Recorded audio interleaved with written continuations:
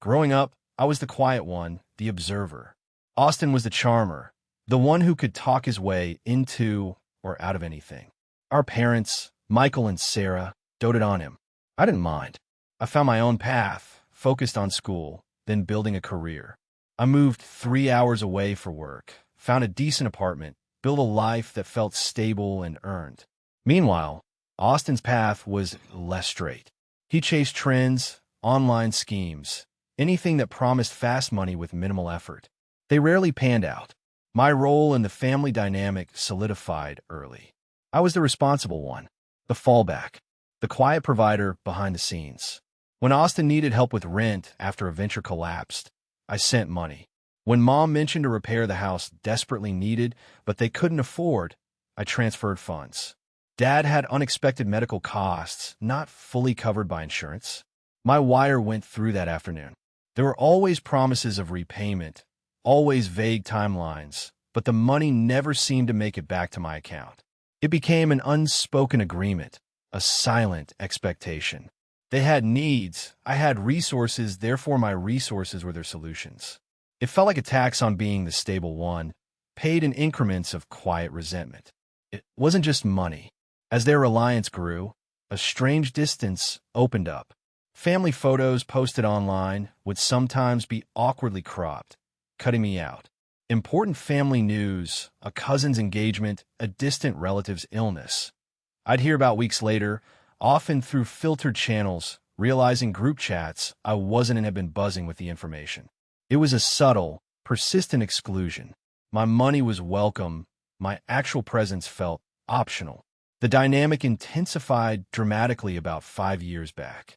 Austin had gotten tangled in something serious. Not just a failed investment this time, but something with legal ramifications that threatened to blow back on the family name. Michael and Sarah were genuinely terrified.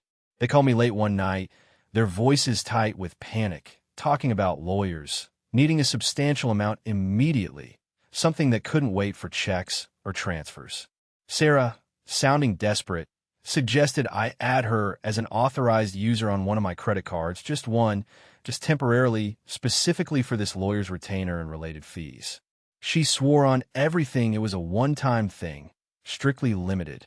It felt wrong, a deep-seated caution screaming in my gut. But their panic was convincing, and the thought of Austin facing serious trouble, of the family name being dragged through the mud, the pressure was immense. Against my better judgment, believing I was preventing a catastrophe, I gave her access to a credit card I rarely used, setting a mental cap based on the legal figures they quoted. That moment, that single decision driven by perceived family obligation, was the turning point I didn't recognize until much later. For a while after that, things quieted down significantly. Austin seemed to get back on his feet, found a regular job. The urgent financial calls stopped. I assumed the credit card access had either expired or they simply weren't using it. I focused on my life, my career, enjoying the relative peace. I visited occasionally for major holidays, maintaining the polite distance that had become our norm. The exclusion was still there, subtle but present. Dinners I wasn't invited to, decisions about family matters I wasn't consulted on. It felt like they wanted the security of my existence and resources without the inconvenience of my actual participation. Then, roughly 6 months ago, the first real crack appeared in my manufactured peace of mind. Reviewing a credit card statement for that old account, when I barely looked at it anymore, I saw a charge that made me pause. It was large, coded vaguely, and completely unfamiliar. My unease prompted me to dig deeper. I pulled up the online statements for that account, scrolling back, and what I found sent a chill down my spine. The emergency access hadn't been temporary. Not at all. They hadn't just used it for Austin's legal fees. They had used it systematically and extensively for years. Page after page of charges for things I knew they couldn't afford on their own income. Luxury furniture, expensive electronics, multi-thousand-dollar charges for travel, restaurant bills, even regular transfers to Austin's own bank account. They had treated this card, my money, as an unlimited resource hidden from my view. It was a pattern of deliberate, ongoing financial exploitation. It felt like a profound violation of trust, a betrayal that went deeper than just money. They hadn't just borrowed. They had taken, entitled, and hidden. My investigation became more focused, more determined. I requested full credit reports, cross-referenced transactions with dates of family events I hadn't been invited to, searched old emails. I discovered they hadn't just used the one card. They had somehow expanded the access, maybe getting duplicate cards or linking it to other accounts in ways I hadn't anticipated, leveraging the initial trust I'd given them. I found instances of them using my fund for things like cosmetic procedures, country club fees, even investments in Austin's new ventures, all while complaining to me about how tight money was. The sheer audacity of it was breathtaking. I saw the systematic nature of their actions, the careful steps taken to keep me in the dark. It wasn't accidental, it was calculated. I didn't reveal my findings yet. The initial shock gave way to a cold, hard resolve. I wasn't just hurt, I was angry, deeply and fundamentally. But I knew confronting them emotionally would lead nowhere. They were masters of deflection, guilt-tripping, and twisting narratives. I needed proof, undeniable, irrefutable. I spent weeks meticulously organizing my findings, bank statements, credit reports, screenshots of relevant communications, creating a watertight case. I also discreetly consulted with a lawyer, Noah, explaining a hypothetical situation involving unauthorized use of funds and breach of trust, understanding my legal options. I was preparing to act, not out of rage, but from a position of strength and evidence. Then came Austin's 30th birthday. The invitation arrived late, a casual text from Sarah, as if I were just someone they occasionally thought of. No mention of contributions, no hint of the scale. But my financial digging had already revealed a different story. I'd seen charges on that specific credit card account for the venue deposit, the caterer's down payment, the band booking. This lavish party, the very event I was being invited to as an afterthought, was being funded substantially by me, using money taken without my full knowledge or consent. It felt like the ultimate insult, wrapping years of exploitation in a veneer of celebration I wasn't truly part of. Going felt necessary, not to celebrate, but to witness and to prepare for the end. The ballroom was exactly as expensive as the credit card statement suggested. Chandeliers glittered, a live jazz band filled the air, servers glided through the crowd with trays. Austin was beaming, soaking up the attention, surrounded by friends and family. Michael and Sarah circulated, playing the role of proud, gracious hosts. I felt like an alien observer, polite smile fixed, watching a play where I unknowingly funded the entire production but wasn't listed in the cast. I saw Aunt Caroline across the room, a distant relative who had always seemed a bit more grounded than the rest of that side of the family. We exchanged a brief, weary look that somehow conveyed mutual understanding of the family's particular brand of dysfunction. During the speeches, Michael, looking flush with pride and perhaps a few drinks, took the microphone.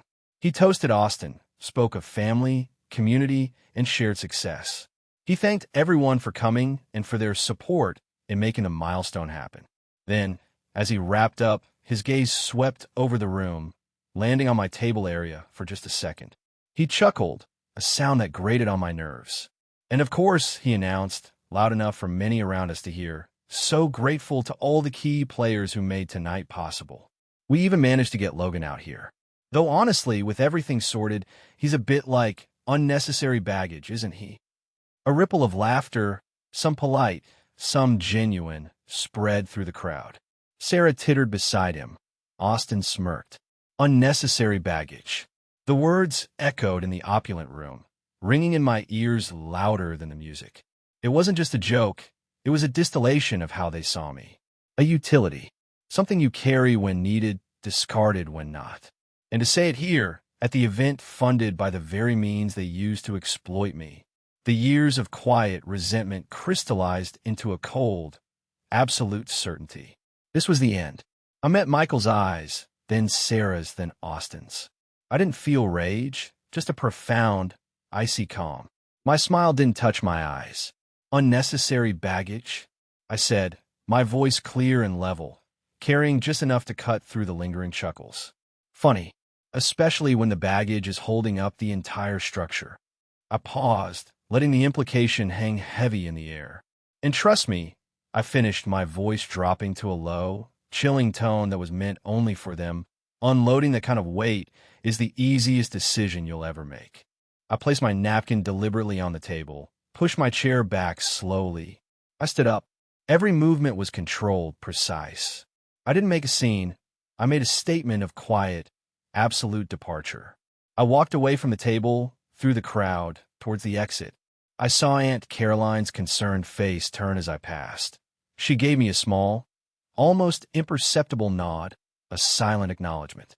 No one else moved. Michael looked annoyed, Sarah flustered, Austin bewildered. They thought I was just being dramatic. They had no idea. Stepping out of the venue and into the quiet night air felt like shedding a heavy cloak. The muffled sounds of the party faded behind me, replaced by the distant hum of city life. I pulled out my phone. I didn't text or call them. I contacted my bank's fraud department and my lawyer, Noah. The final, largest payment for the venue was scheduled to hit later that evening, using that specific compromised card account. I instructed the bank to block it, flagging it as part of an ongoing investigation into unauthorized use. I also had Noah activate a minor lien related to one of the earlier vendor payments I'd unknowingly funded, ensuring the payment failure would cause immediate, undeniable disruption. My actions weren't impulsive. They were the execution of a strategy months in the making. About 40 minutes later, as I was driving away from the area, my phone lit up. A frantic call from Aunt Caroline. "Logan, oh my God, what was that? The power just went out. The music stopped. The venue manager is saying the payment bounced. The contract is void. They're asking everyone to leave. It's a disaster." Moments later, text from Austin and Sarah, full of outrage and confusion. "What did you do? The party's ruined. How could you? This is unforgivable." My only response, sent to Aunt Caroline and Austin, was brief. Ask Michael who the unnecessary baggage was. The next few days were a storm. My phone was flooded with calls and messages. Michael was alternately raging and demanding, accusing me of sabotage. Sarah employed every guilt trip in her arsenal, talking about how embarrassed they were, how I'd ruined Austin's milestone, how I was breaking the family. Austin was just angry his party was ruined, seemingly incapable of grasping anything beyond his own disappointment. None of them mentioned the money or the years of taking advantage.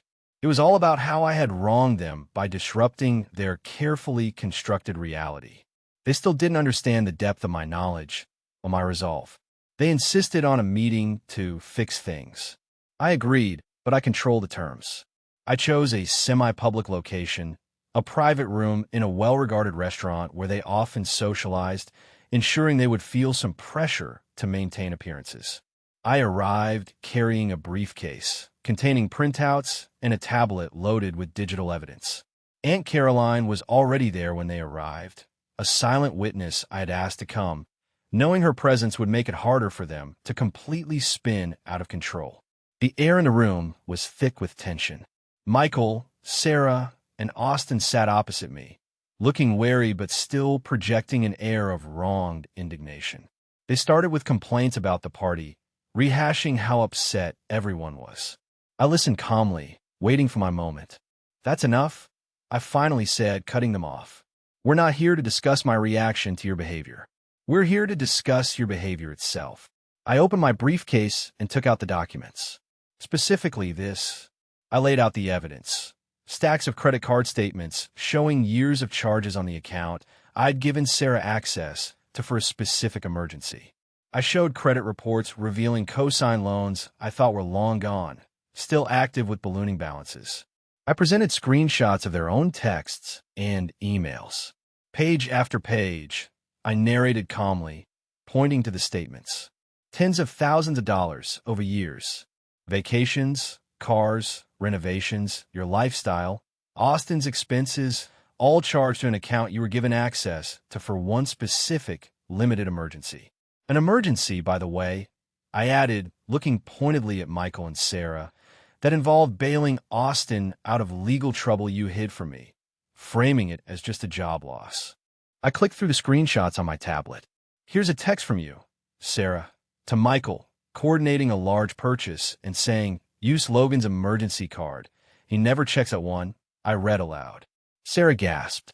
Here, Michael, is an email to Austin confirming you got money from me for one thing, but used it for another. Michael's face flushed. And here, I said, turning to Austin, showing him a text chain, you asking mom and dad to cover your rent using Logan's fund. You knew exactly where the money was coming from, didn't you? You were complicit in the lie. Their denials were weak, desperate. That was just borrowing. Michael stammered. We're family. We help each other. Sarah pleaded, tears welling up, perhaps on cue. You said you'd help. Austin insisted. Borrowing is asking, agreeing on terms, and repaying. I stated, my voice gaining force. This was taking, hiding, and spending while actively excluding me from your lives. I showed them a screenshot of the group chat where Michael said I made things awkward. This is how you saw me. A resource. A walking ATM. Someone whose money was useful, but whose presence was awkward. Someone who could be dismissed as unnecessary baggage after funding the party you were celebrating at. Aunt Caroline cleared her throat softly, drawing everyone's attention. Michael, Sarah, she said gently but firmly. Logan is right. I've heard things over the years. Seen the spending. It wasn't just borrowing. It became expected, taken for granted. Her quiet validation in front of them seemed to stun them into momentary silence. I seized the moment. This isn't just a family disagreement, I said, leaning forward slightly. This is documented financial exploitation. It's dishonest. It's a profound breach of trust. And I'm done. I am formally demanding full repayment of all documented funds taken through this unauthorized and deceptive access. Every dollar spent on your vacations, your renovations, your debts, Austin's lifestyle, all of it. I looked directly at Michael. My lawyer, Noah, has compiled a case. If I don't receive confirmation of a structured repayment plan within 10 business days, I will be filing a lawsuit seeking full recovery, damages, and pursuing potential fraud charges. The reaction was immediate and explosive.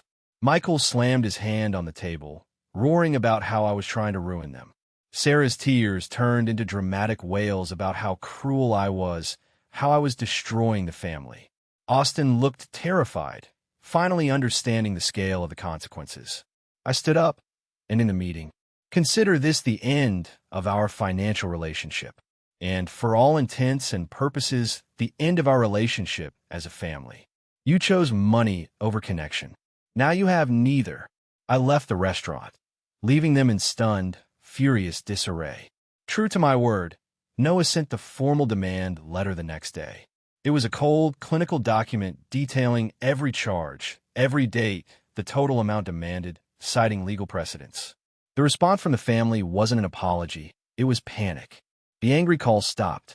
They began contacting Noah, their tone shifting from defiance to desperate negotiation. They tried to find loopholes, offering partial amounts, blaming each other in emails that Noah forwarded to me. But Noah was a wall. The full amount or the lawsuit. The money started appearing in my accounts. First small transfers, then larger ones clearly scraped together. Sometimes a transfer would have a resentful note attached. Partial repayment, as demanded. Or family funds.